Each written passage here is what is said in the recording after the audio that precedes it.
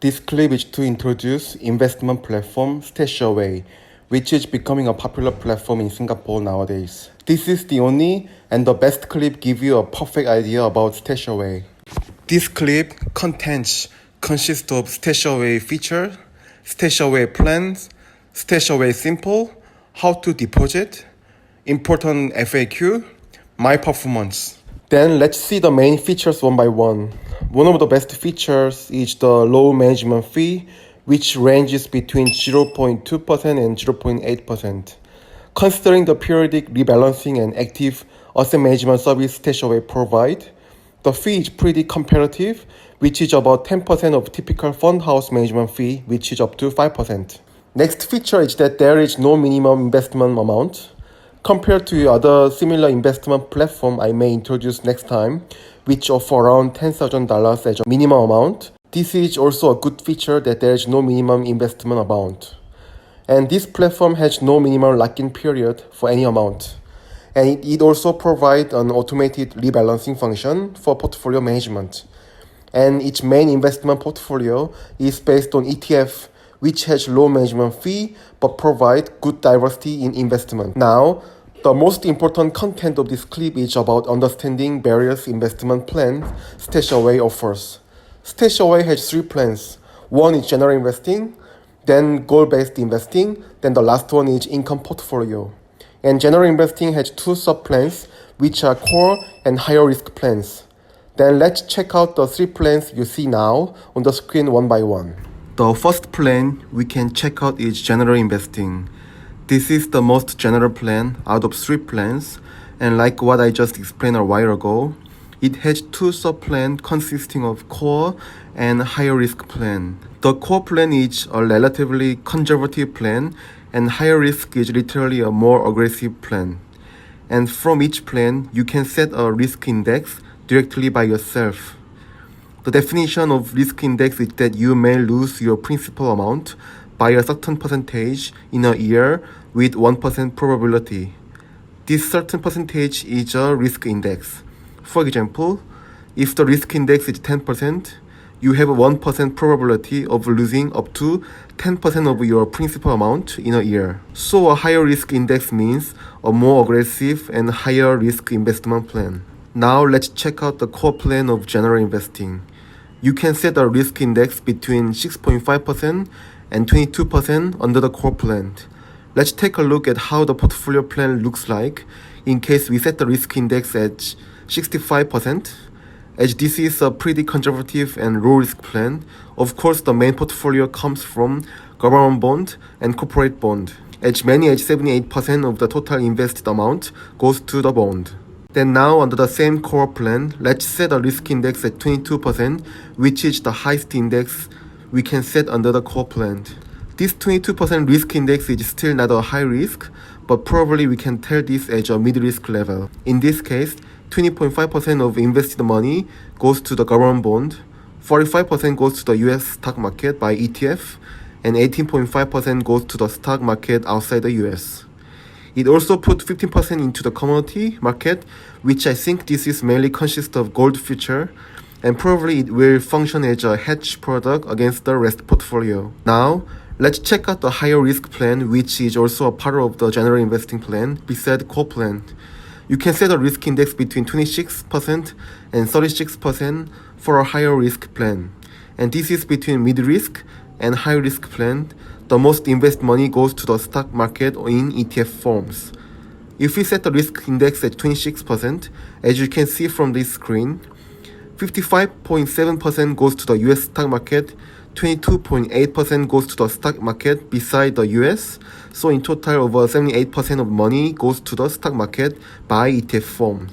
And just 5.5% of money goes to the government bond. Then now, let's see how it goes if we set a risk index at 36%, which is the highest possible risk index out of total StashAway plans. As you can see here, there is no investment at all to bond, but 72% goes to the US stock market and the balance 27% goes to the stock market beside the US. So in total, 99% of funds are being invested in the stock market. So far, this is all about the general investing plan, which is one of the 3 plans StashAway offers. In general investing, we saw 4 cases with a 4 different risk index from core to higher risk plan. In other words, we saw 4 different scenarios from 6.5% to 36% of risk index. Now I draw a chart of investment portfolio for each scenario. Red line represent US stock investment. At a low risk plan, it shows zero investment, but at high risk plan, it shows the absolute increase.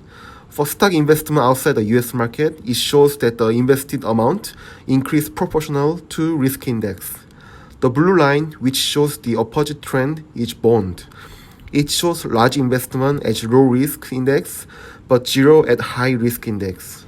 Goal-based investing is a second plan of StashAway. Actually, I don't think this is a popular plan among the plans offered in StashAway.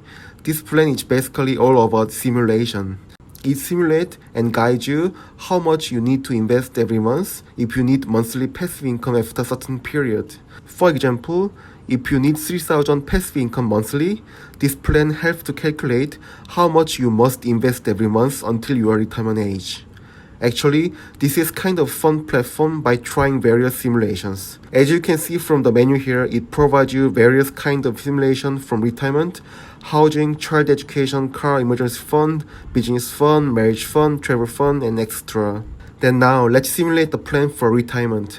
I set 60 years old as a retirement age, for example, even though I have no clue at all if I can survive till 60 years old. However, this is just an assumption for simulation purpose.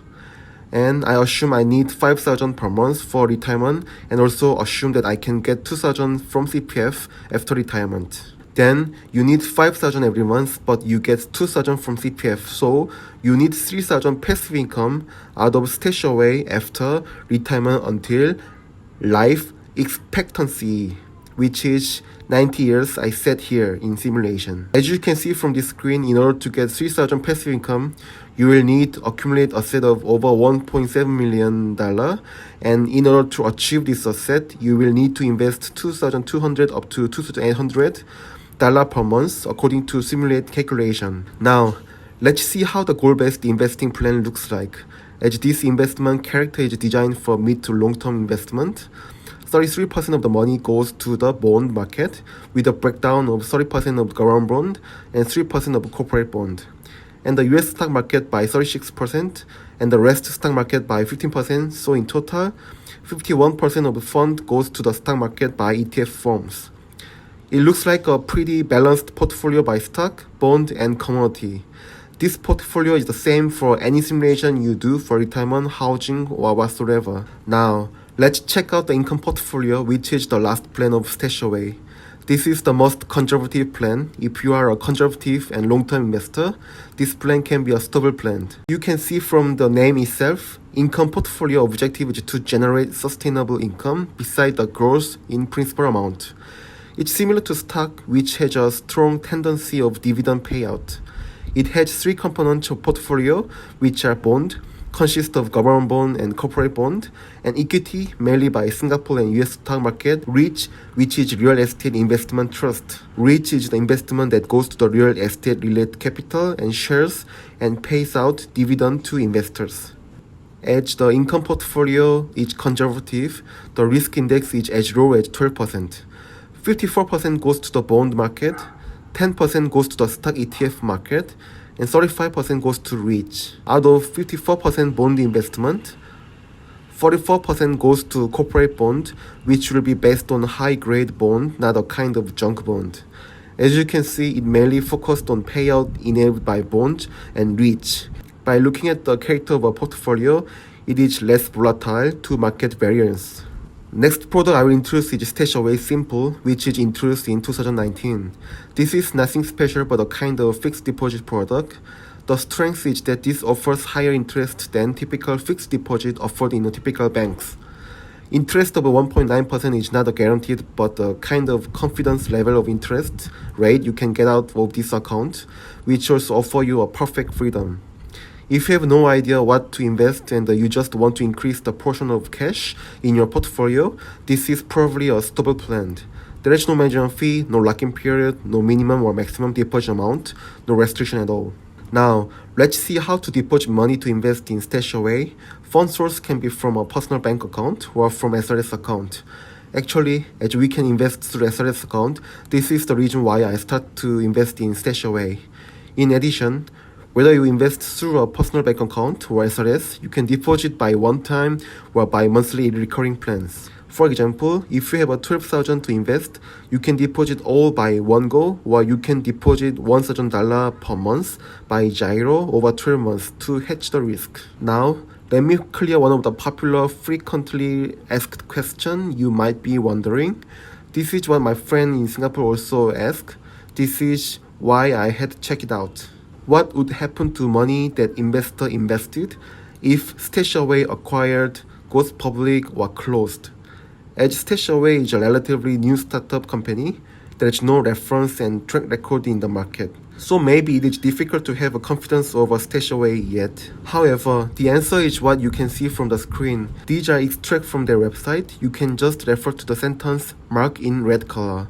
In brief, investors' money will be segregated from the StashAway finance and will be controlled under custodian bank, which is DBS Bank, one of the most reliable banks in the world. So, no matter what happened to StashAway, the fund shall be 100% secured. Now, let me disclose my real profit and loss in StashAway. I started investment on January 2nd, 2020, this year. In short, I deposit $9,300 as principal money on January 2nd, and current value as of middle of April is $8,315. This is about 10.6% loss over 4 months. As a benchmark, the Nasdaq index dropped by 10.4% over the same period by coincidence, so my loss is almost the same as Nasdaq drop. Anyway, my portfolio consists of income portfolio and general investing, as you can see from the screen bottom part. Both are invested through my SRS account, and like what I explained before, the risk index of income portfolio is fixed at 12%, and for general investing I set 36%, which is the highest risk index of StashAway. From income portfolio, I put principal money at 6,000 and the loss is 9.4%. Asset distribution is 54% by bond, 10% by stock, and 35% by REIT. General investing, I set the risk index at 36%, which is the highest risk index of StashAway. Well, of course, portion of stock is 99% and my loss is 12.7%. The reason why it is worse than the Nasdaq index is because it diversifies the investment over several ETFs, including energy, healthcare, telecom sectors, etc. For instance, energy-related ETF loss over the same period is around minus 42%. Anyway, I put $3,300 as a principal and loss is minus 12.7%. Well, this is all explanation about StashAway. If you have any question, please leave a comment and thanks for watching my video. Goodbye.